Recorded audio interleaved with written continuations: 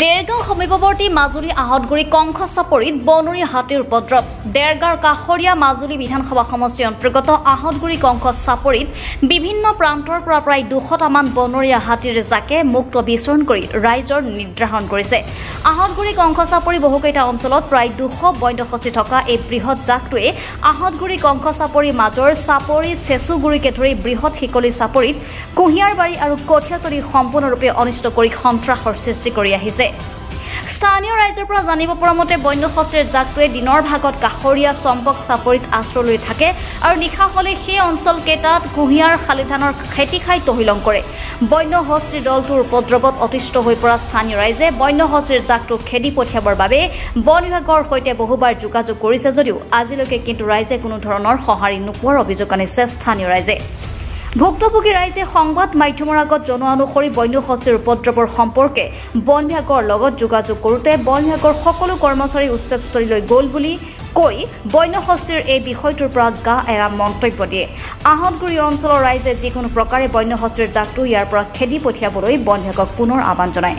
দেৰগাঁৱৰ পৰা মাধুৰ্য বৰাৰ ৰিপৰ্ট, অৰুণোদয় অসম। মানে আমাৰ এতিয়া মেইনকে আমাৰ পোহৰ ব্যৱস্থাটো সেয়া কৰিছে। আমি এতিয়া মানে আন্ধাৰ মুন্ধাৰে মানে হাতী খেদিবলগীয়া হৈছে আৰু জীৱন যাপন কৰিবলগীয়া হৈছে আৰু খেতি পথাৰ আপোনাক দেখুৱাইছে, আপোনালোকে সেয়া চাইছে।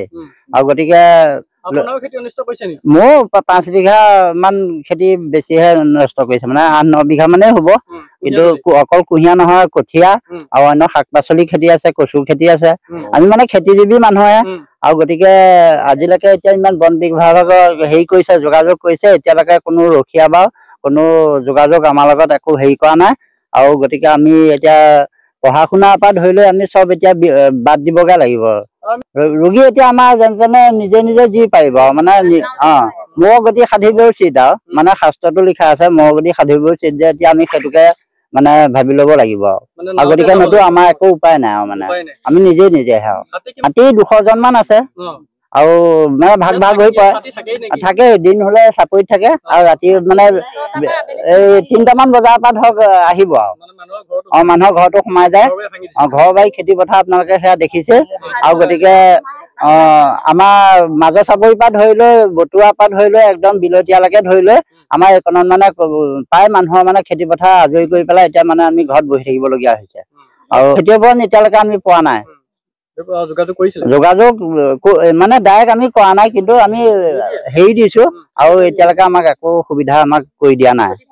দায়িত্ব মানে কওঁ শুনক, যোৱা বছৰ বন বিভাগ যেতিয়া ইয়াত আছিলে, এঘৰ মানুহৰ ঘৰৰ ৰাতি 7টা বজাৰ পৰা 11টা বজালৈকে বন বিভাগক ফোন কৰি আছো, জয়তে কথাটো কৈ আনিছো দেই। তাৰপৰা তেওঁলোকক ইমানকে ফোন কৰি আছো, তেওঁলোকে কৈছে আহিম। তাৰপৰা লাষ্টত 11:45 সিহঁতলৈ ফোন কৰিছো যে তোমালোকে কি কৰিছা আপোনালোকে। তাৰপৰা মানে যিঘৰ মানুহৰ ঘৰত আছিলে ছোৱালীজনীয়ে কৈছে যে ভাত খাই শুলে। তেওঁ মানে বাপেকে ফোনটো লৈ পেলাই বোলে আমাৰ ছোৱালীজনীয়ে কথা ক'ব নাজানে। তাৰপৰা তাতে মানে সিহঁতৰ এই মোবাইলৰ যোগেদি অলপ বিবাদ লাগিল। তাৰপৰা আহি পাই গ'লি, পাই যোৱাৰ লগে লগে নিপেন বৰাই এটাই কথাই কৈছে যে ইয়াত মোবাইলৰ নাম্বাৰত ফোন এটা কৰিলে মনত দুখ পালো, এই যিটো বন বিভাগৰ। তাৰপৰা তেওঁৰ লগত এছিষ্টেণ্ট এজন আছিলে। তাৰপৰা মই পাব্লিকজনক কৈছো যে তই কি স্বাৰ্থত আহিল, অথনিতো নাই বুলি কৈছিলি, এতিয়া কি কাৰণত আহিলি। তাৰপৰা তেনেকে যায় মানে অকণমানত সাৰিছে।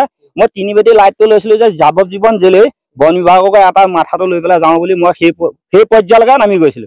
তেওঁলোক আহি ইয়াত মদ খাব, পহলাৰ আগত NGO কৰিব, তেওঁলোকৰ কৰ্ম সেইটোৱে।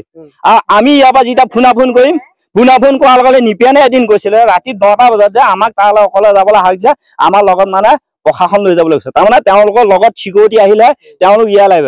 বন বিভাগৰ চাকৰি বনত নে নাই, টাউনত নে নাই, ক'ত তেওঁলোক বন বিভাগ আছে যে আপোনাৰ চাকৰিটো ক'ত, বনত নে নাই, টাউনত নে ক'ত, মোক সম্পূৰ্ণ কওক। ৰাতি 10টা বজাত সিমানলৈকে কওঁ, কোৱাৰ পাছত ইয়াত এজন মানুহে লটি ঘটি লগাই আছে পহলাত বৰাই।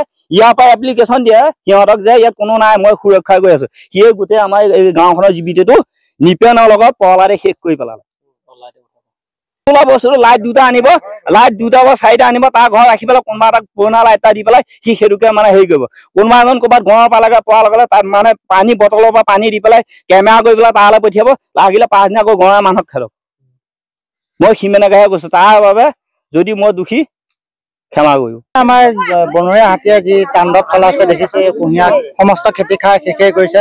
বৰ্তমান আপোনালোকৰ চেনেলৰ যোগেদি আমি এটাই অনুৰোধ কৰোঁ চৰকাৰক, যাতে আমাক সুৰক্ষা দিয়ে, আমাৰ খেতি বাতি ৰাতি লাইট নাই কিবা নাই তেনেকুৱা ব্যৱস্থা কৰে যেন ক্ষতিপূৰণো প্ৰয়োজন আমাৰ এইটো খেতি নহলে আমি একোৱে কৰিব নোৱাৰো ল'ৰা ছোৱালী পঢ়িব নাই স্কুলতো গৰম আৰু ঘৰতো ৰাতি লাইট নাই আমাৰ বহুত সমস্যা গতিকে আপোনালোকৰ চেনেলৰ যোগেদি আমি চৰকাৰক অনুৰোধ জনাইছো যাতে আমাৰ সুৰক্ষা কিবা এটা ব্যৱস্থা কৰে আমাৰ ইয়াত আপোনালোকে জানে হাতীৰ সমস্যা গতিকে ইয়াত আমাক লাগে